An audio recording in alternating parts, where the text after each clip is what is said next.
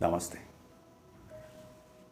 Marriage is an institution, and this institution is going to be there for many years to come.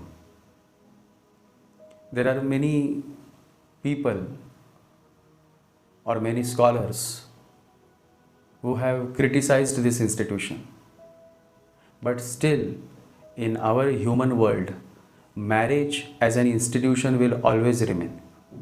Whether it works for you or it doesn't work for you is a totally different case. But the institution of marriage will always remain.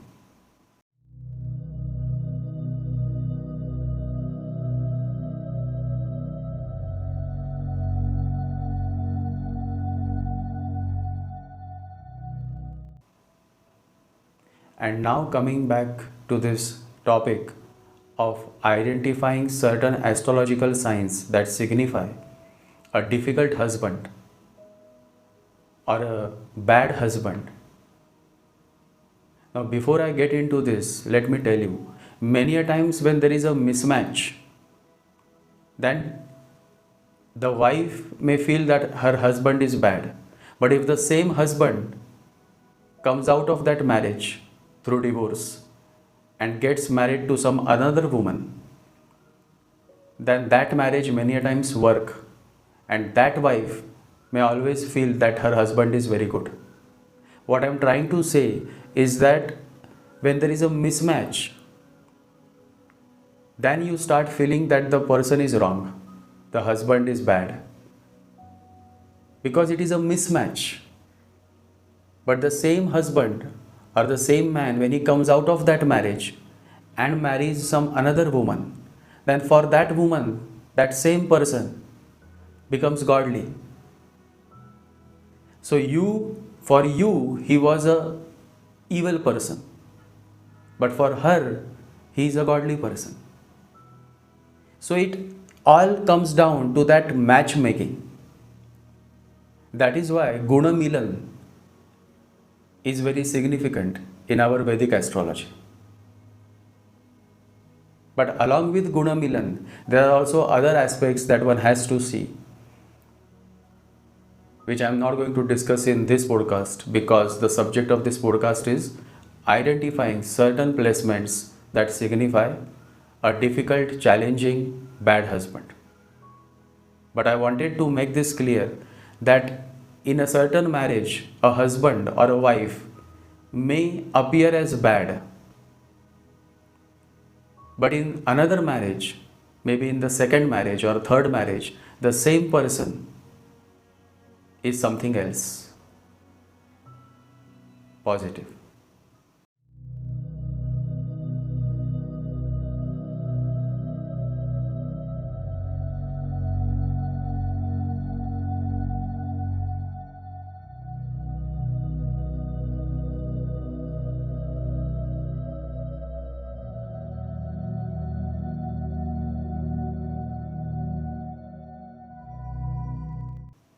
So now I will discuss more about these indications of a bad or challenging husband in your birth chart. So let's begin.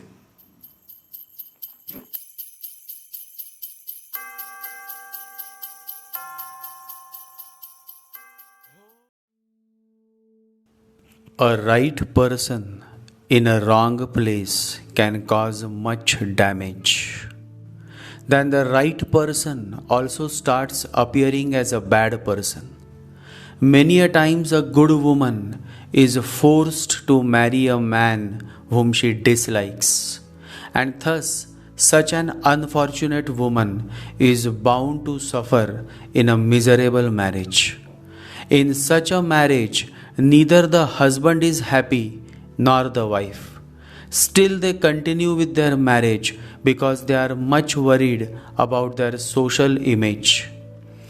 Divorce is considered as a taboo in many societies, and generally affluent men in higher positions try to avoid divorce or divorce because what will people say? And so continues the saga of pain and suffering. Husband and wife live together under the same roof but in separate rooms. Neither of them want to see each other's face, but prestige and image is what compels them to live in a failed marriage. Interestingly, it is observed that love marriages have turned out to be a nightmare because after marriage, the lover turned husband is no more caring.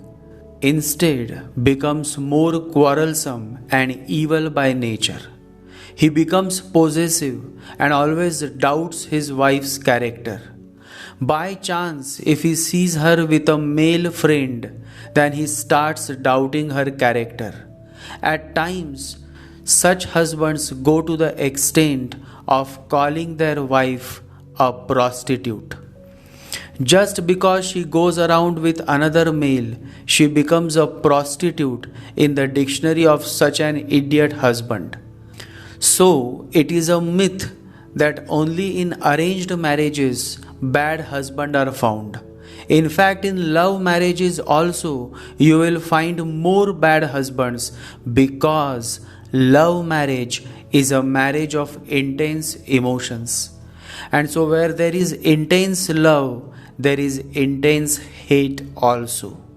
When marriages fail, husband starts seeking a soulmate. They think that a soulmate will change their life. They think that a soulmate will be better than their wife. But this is just an illusion of their mind. Such a husband will make the same hell out of a soulmate as he have been making out of his marriage. Nothing changes except for the word, the label. Such a husband can change the word wife to the word soulmate. But he is the same. He is the same person. He hasn't changed. And as long as he remains the same person, he will continue to make the same hell out of soulmates. To all those wives who have suffered in their marriage or who are suffering in a marriage, you all must understand that whenever you suffer in marriage, it is primarily connected with your past life karmic dues. Sometimes the husband is truly the most bad, insensitive animal whom you have to tolerate because of certain compulsions. In this podcast, I am sharing certain planetary placements that signify a bad, insensitive husband who is as good as an animal. In fact, animals are also better because they at least have some gratitude. But such a dirty, poor character husband is an ungrateful man and causes much pain to his wife. The worst a husband can do is to doubt his wife's character and to call his wife a prostitute. And a husband who physically abuses his wife or cheats his wife by sleeping with another woman is indeed a very unfortunate thing to happen. And at some stage of life, such an abusive, cruel husband have to pay back for all that he did to his wife. In a woman's chart, the foremost planet that signify happiness from marriage is Venus.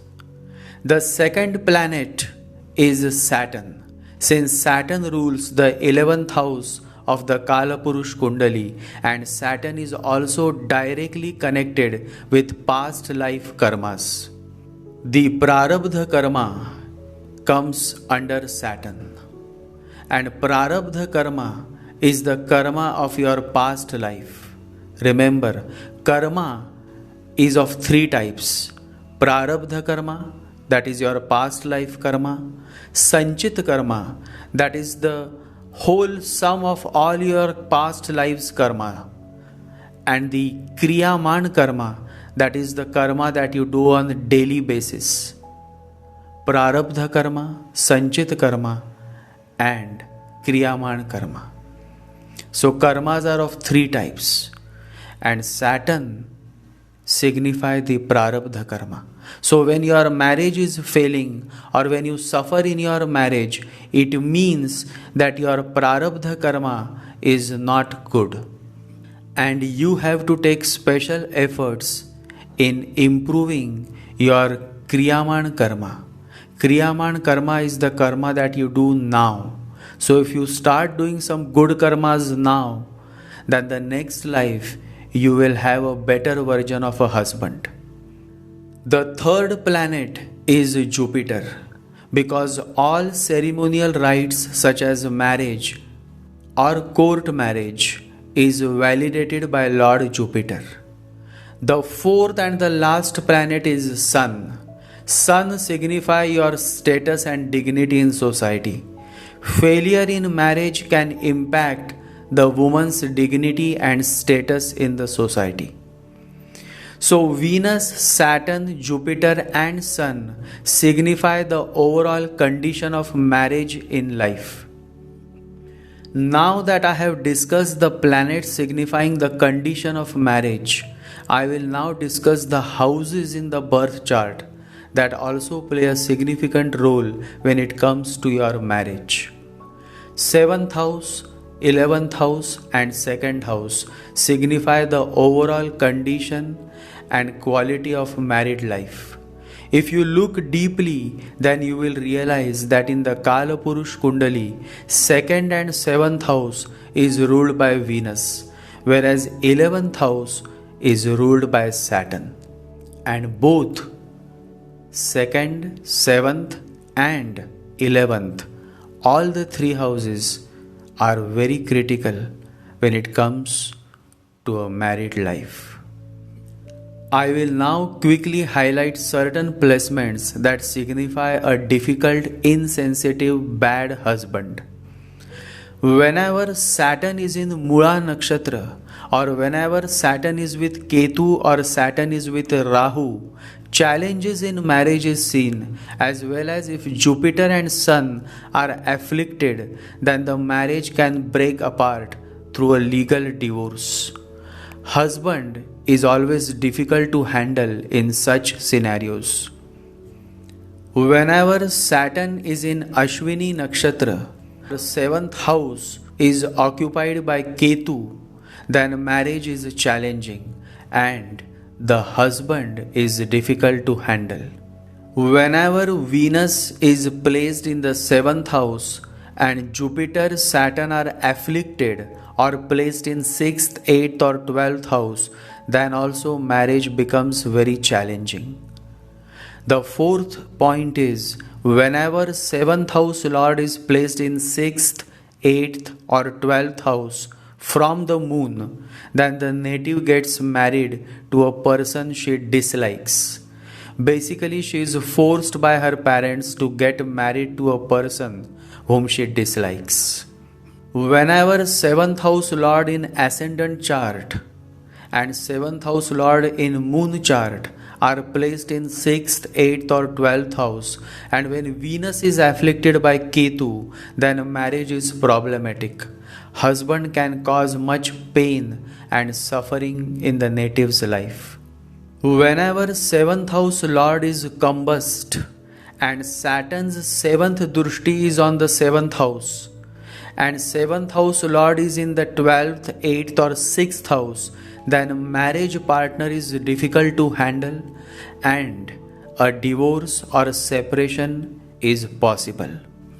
Whenever Rahu or Ketu occupy the 7th house and the 7th house lord is combust, then the marriage partner is unable to connect with the native, since both have very different mindsets and different thought processes and ideologies. Whenever 7th house lord is combust, sexual satisfaction is missing, and many a times the couple may avoid sex due to difference in opinion and disputes in marriage. But this placement signify long breaks in sexual life. Whenever 7th house lord is retrograde and Venus is afflicted by Mars or Ketu, and 7th house is occupied by Ketu, then sexual satisfaction through marriage partner is less, and the native remains sexually unsatisfied. Always remember, whenever Ketu is placed in the 7th house, in the ascendant chart as well as in the Chalita chart, then the native is unable to find sexual satisfaction through his wife or through her husband. However, sexual satisfaction is possible outside marriage. So many a times, Ketu or Rahu in the 7th house can lead to an extramarital life.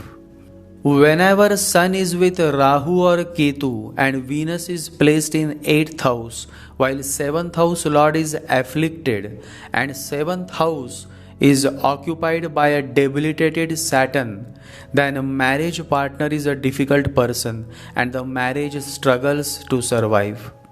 And now comes the 11th point, the last point. Whenever Jupiter is in the 7th house, 7th house Lord is combust or associated with a malefic, and Venus is weak or afflicted, or Venus and Saturn are in Krur or Tikshna Nakshatra, then the marriage is a very difficult marriage. Death of husband, or the husband kills his wife by means of black magic or through a contract killer, that is Supari killer. Purva Falguni, Purva Shadha, Purva Bhadrapad, Bharani, Magha are addressed as Krur, meaning cruel nakshatras, while Murah, Jeshta, Adra, Ashlesha are Tikshna nakshatras. Krur means cruel and Tikshna means sharp like a knife. Whenever Venus, Saturn, Jupiter fall in these Krur or Tikshna nakshatras, and the 7th house and 11th house Lord is afflicted by malefic planets, then the marriage is very problematic and relation with husband is always stressed. Always remember that along with the ascendant chart, the moon chart is also very important, because 99% of human population is driven by the mind, and moon signify mind. And so many a times the ascendant chart may not show the traits of a failing marriage or of a insensitive husband, but the moon chart always has all the signs that signify a difficult husband and a failed marriage. And so 7th house from moon, 2nd house from moon and 11th house from moon is very important, and any malefic contact to the owner of these houses can cause trouble in marriage. In fact, the moon chart is more important than the ascendant chart, because even though you are having millions of dollars in your account, still if you are not happy with your life, then what's the use? Happiness is based on the state of your mind, and so moon chart is very important. That is why our ancient sages have given utmost importance to moon signs, because finally it all comes down to that one invisible part of your body, the mind. And so whenever you plan to get married, always observe the moon chart of the man you plan to marry. If the moon chart has positive placements in regards to married life, then you can proceed further and then you can examine his ascendant chart. But the primary chart is the moon chart. If you miss to analyze the moon chart, then you miss the whole point of identifying a good marriage partner. Always focus on the nakshatras of the moon and the overall quality of the moon chart. before deciding the man of your life. Enough for now. In my next podcast, I will talk on the astrological signs that signify a bad, insensitive, wicked wife. Jai Sri Ganesha, Jai Guru.